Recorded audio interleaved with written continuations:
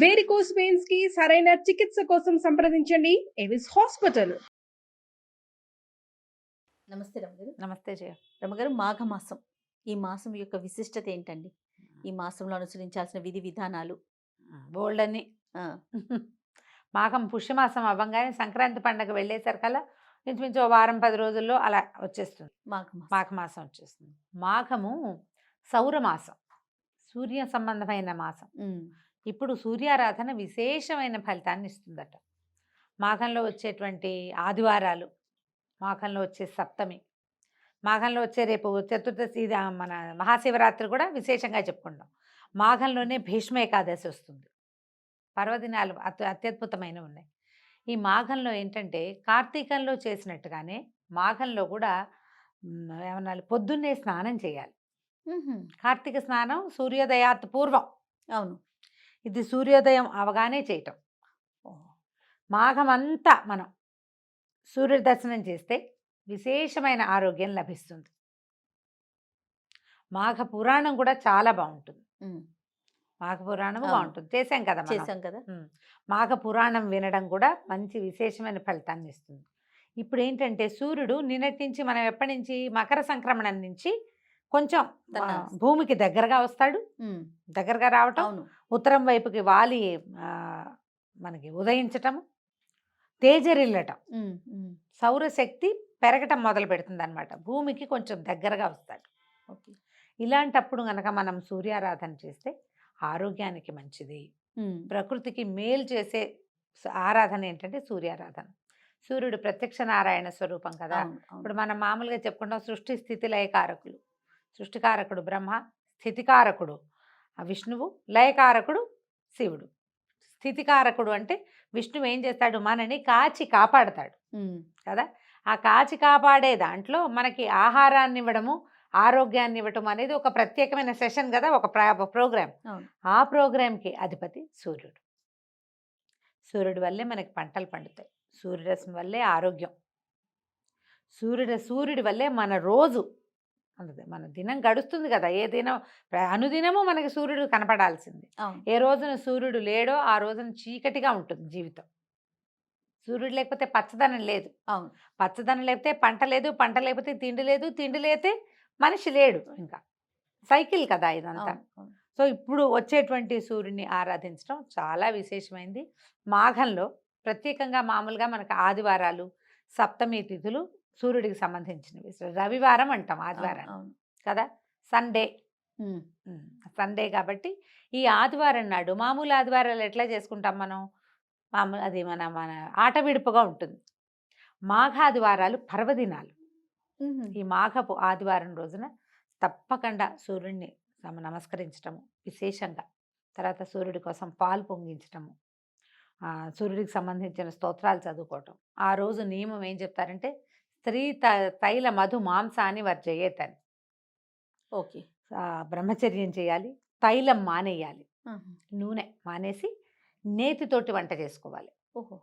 మధువు మాంసము కూడా పనికిరావు. ఏదైనా తాగటం కానీ మాంసాహారం కానీ నిషేధించబడింది. సంవత్సరం అంతా మీరు నిషేధంలో ఉన్నా లేకపోయినా కనీసం ఈ మాఘమాసంలో ఉన్న 4 ఆదివారాలని క్యాలెండర్లో టిక్ చేసుకుని ఆ 4 days అయినా మానేయచ్చు. అంటే మానేయండి అంటే ఎలా ఉంటుంది, ఆజ్ఞగా ఉంటుంది. ఆజ్ఞ కాదు, మానేయాల్సిందే అని చెప్పట్లేదు. మానేస్తే మీకు మంచిది. ఇప్పుడు ఇవన్నీ కూడా దేశానికి మన కూడా ప్రయోజనం ఏమి లేదు, దీనికి వారికే కదా, మన సొంతానికి మనకి కదా. నువ్వు ఎవరైనా ఒకళ్ళు మానేస్తే వాళ్ళకి ఆరోగ్యం, ఇంట్లో ఒకళ్ళు మానేస్తే మిగిలిన వాళ్ళకి ఆరోగ్యం రాదు కదా. ఎవరు తింటే వాళ్ళు కడుపు నిండుతుంది, ఎవరు దండం పెట్టుకుంటే వాళ్ళకి ఫలితం ఉంటుంది. అలాగే ఎవరు మానేస్తే వాళ్ళకి రావాల్సిన ఫలితం వస్తుంది. ఖచ్చితంగా ఈ 4 ఆదివారాలని మనం విశేషంగా చేసుకోవచ్చు. దీంతో మనకి రథసప్తం ఒకటి వస్తుంది.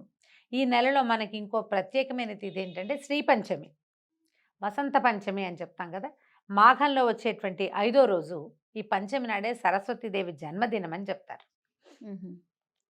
ఈ రోజున మనం సరస్వతి పూజ చేసుకుంటాం. మామూలుగా మనం మూలా నక్షత్రం చేస్తాం ఎప్పుడు, దసరాల్లో మూలా నక్షత్రం అమ్మవారి యొక్క జన్మతిథి. మూల ఆవిడ పుట్టింది, జన్మ నక్షత్రమే మూలా నక్షత్రము. తర్వాత ఏమో ఈ మన అమ్మవారు నీల సరస్వతి స్వరూపం తీసుకుని మహిషాసురమర్దినిగా అవతరించడానికి ముందున్న స్వరూపాల్లో మూలా నక్షత్రం రోజునే ఆవిడ నీల సరస్వతి రూపం మహాసరస్వతి స్వరూపాన్ని తీసుకుంది కాబట్టి ఆ రోజున మనం అప్పుడు పూజ చేసుకుంటాం. ఈ ప్రత్యేకంగా సరస్వతికి పూజ చేసేది ఈ శ్రీ పంచమి నాడు. సరస్వతి శుద్ధ జ్ఞాన స్వరూపం. సరస్వతి ఆరాధన వల్ల జ్ఞానం వస్తుంది. అదేమిటి ఓన్లీ చదివేనా జ్ఞానం అంటే? కాదు కదా, బుద్ధి కదా బుద్ధి. అది అన్ని రకాలుగాను. ఇప్పుడు బియ్యం జరగాలి, అదో జ్ఞానం కదా. అవును.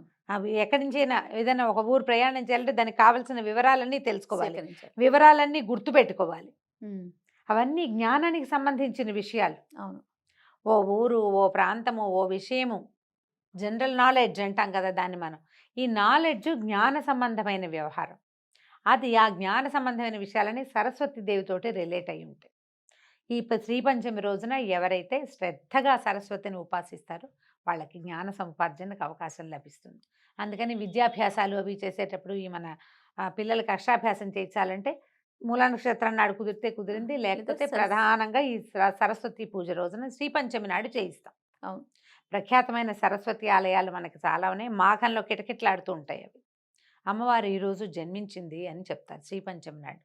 సో ఆమె జన్మతిథి కాబట్టి తప్పకుండా ఈరోజు పిల్లలతోటి ఏదైనా సరస్వతికి సంబంధించిన ఒక శ్లోకం చెప్పించి ఇంట్లో అవకాశం ఉంటే సరస్వతి దేవి పటం ఒకటి పెట్టుకోవటం, ఒక చిన్న కలశం, మామూలుగా కొబ్బరికాయ చెంబులో నీళ్లు కానీ బియ్యం కానీ పోసి కొబ్బరికాయని పెట్టుకుంటాం కదా. అవును. సరస్వతి దేవిని అందులో ఆవాహన చేసి షోడశోపచారాలు చేసి పూజ చేసుకోవచ్చు.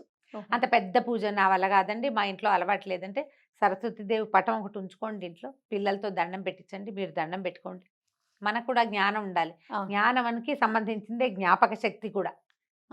రేపొద్దున పెద్ద అయ్యాక మనకి ఏ డిమెన్షియావో అల్జైమర్సో రాకుండా ఉండాలంటే ఏదైనా మనకి జ్ఞాన సంబంధమైన దేవత పూజ చేసుకుంటే కదా.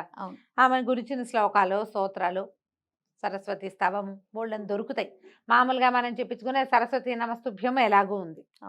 ఏదైనా ఒకటి చక్కగా చదువుకుని అమ్మవారికి ఒక దండం పెట్టుకోవటం, శ్రీకారాలు పుస్తకాల్లో శ్రీకారం రాసుకోవటం, ఆ రోజు ఖచ్చితంగా పిల్లల్ని కాసేపు చదివించటం, తప్పకుండా ఏదైనా దేవాలయానికి తీసుకెళ్ళటం. సరస్వతి ఆలయానికి వెళ్ళగలిగితే జనం అంతా అక్కడికే చేరుతారు. మనం ఇంట్లోనే ఓం ఓం అని పూజ చేసుకున్నా సరిపోతుంది.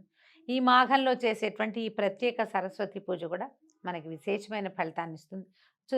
ట్రై చేసి చూడటమే. ఇప్పుడు ఒక పూజ చేస్తాం, పూజ చేయగానే సడన్గా ఎక్కడి నుంచి పుస్తకం రాలిపడి మన నెత్తిలోకి ఎక్కిపోదు. అవును, నిదానంగా కదా, నిదానంగా వెళ్తుంది.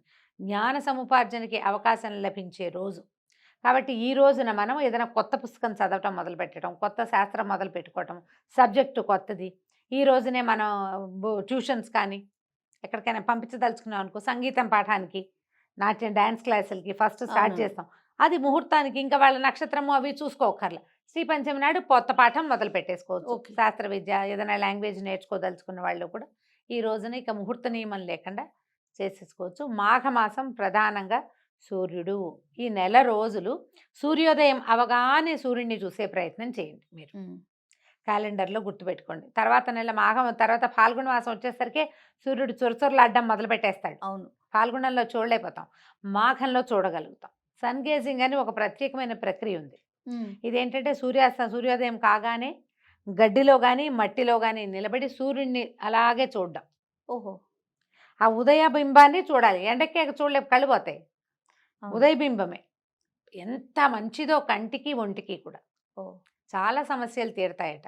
అంతసేపు చూడకపోయినా సూర్యుడికి లేచి స్నానం చేసేసి దండం పెట్టుకోవాలి. ఆ ప్రయత్నం చేయండి, కుదిరిన వాళ్ళు చేయండి. అంతే. పిల్లలు పొద్దున్నే లేచి చదువుకునే పిల్లలు ఉంటే వాళ్ళతోటి సూర్యబింబానికి ఒక నమస్కారం చేయించండి. ఆ సూర్యకిరణాన్ని ఆస్వాదిస్తే మీకు ఏంటంటే స్కిన్ ప్రాబ్లమ్స్ తగ్గిపోతాయి, బ్రెయిన్ షార్ప్ అవుతుంది. అసలు ఆరోగ్యం భాస్కరాది ఇచ్చేదన్నారు. ఒకవేళ మీరు స్నానం చేసేసి తయారుగా ఉంటే చక్కగా సూర్యబింబానికి ఎదురుకుండా నిలబడి ఆదిత్య హృదయం చదువుకోండి. దానివల్ల కూడా ఎంతో మంచి ఫలితం లభిస్తుంది.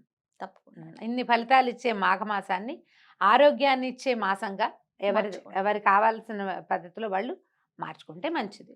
తప్పకుండా. నమస్తే. నమస్తే.